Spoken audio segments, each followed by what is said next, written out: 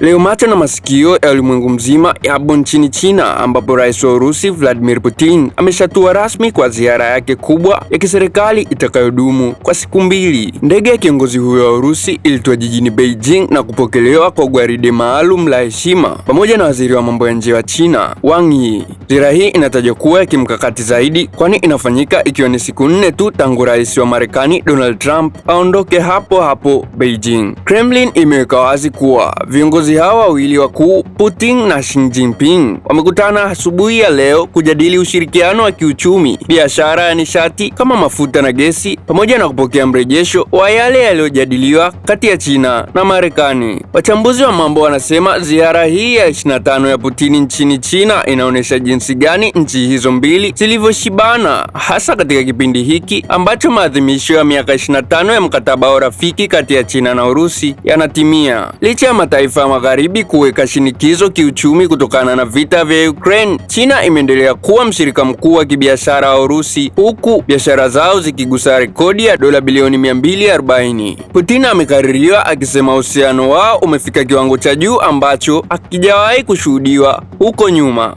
Kasi hii ya China kuwa mwenyeji wa viongozi wa nchi hizi mbili zenye nguvu zaidi duniani, yani Trump na Putin, ndani ya wiki moja inathibitisha kuwa nchi hiyo sasa ndio kitovu cha diplomasia ya dunia. Je, wewe una mtazamo gani kuhusu ushirikiano huu wa Urusi na China? Na unadhani Marekani itafanikiwa kutenganisha urafiki huu? Tuachie maoni yako kupitia comment section hapo chini, lakini pia usahau subscribe, like, share, turn on notification ili uzidi kupata updates za matukio mbalimbali yanayojiri every time, everywhere, worldwide.